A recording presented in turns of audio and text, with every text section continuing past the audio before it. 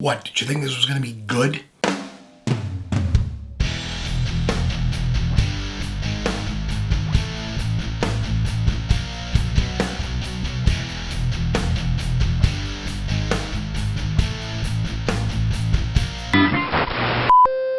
So a year later than it was supposed to come out because people on the internet got mad that the blue rat didn't look enough like the blue rat in the video games, Sonic the Hedgehog is now in theaters as a pretty bad, largely forgettable, paint-by-numbers formula studio family comedy with twice the expensive blue rat that looks a little bit more like it did in the 90s, which it was based on. And I don't know what else to tell ya.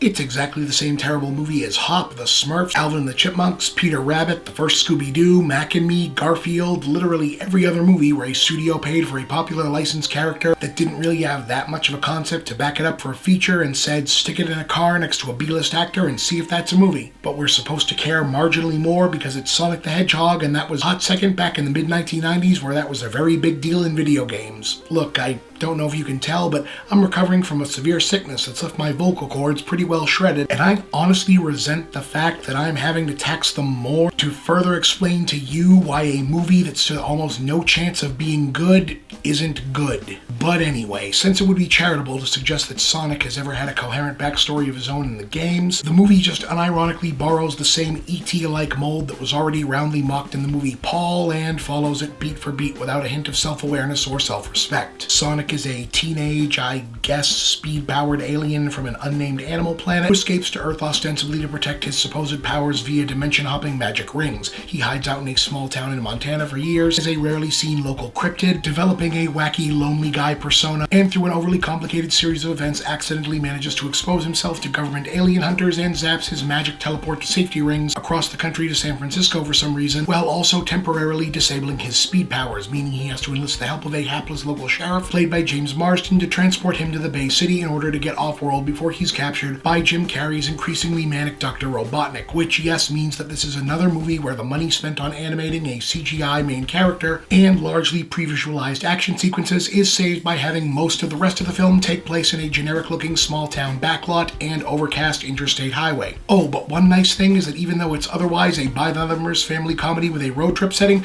they don't insert that same pointless scene from every other version of this, you know, where the characters randomly decide to hang out in a biker bar and dance, ride a mechanical bull, and have a dumb fight scene for no reason. No, I'm kidding, they do exactly that. Like this is a Steve Guttenberg movie from 1987.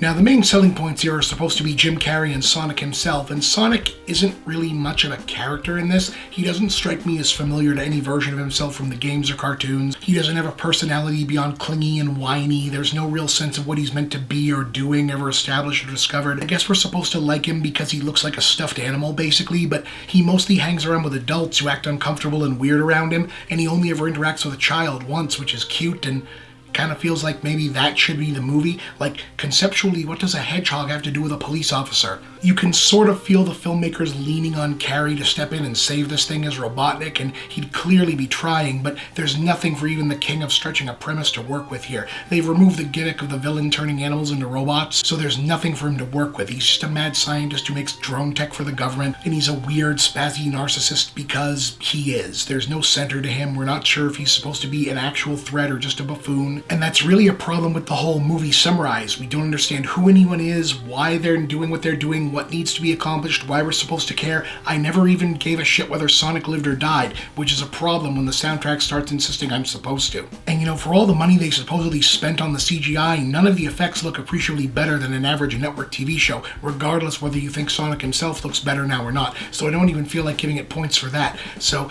I'll go 2 out of 10 for this, because I think I laughed like twice, but you know what this made me think of more than anything else? Howard the Duck. It's the exact same movie as Howard the Duck, and just as bad as Howard the Duck, but you know, at least Howard the Duck, while being bad, was also weird and sketchy and a little bit sleazy and had an actual terrifying villain, completely inappropriate for a kids movie, because it was actually trying to do something of its own deranged little way, you know? Whereas this is just trying to exist as this bland, flat, basic, off-the-shelf pablum, meeting just the minimum basic requirements of being a movie, because they paid for the rights to Sonic and had to release something eventually. So here it is, Sonic the Hedgehog, the even worse version of Howard the Duck.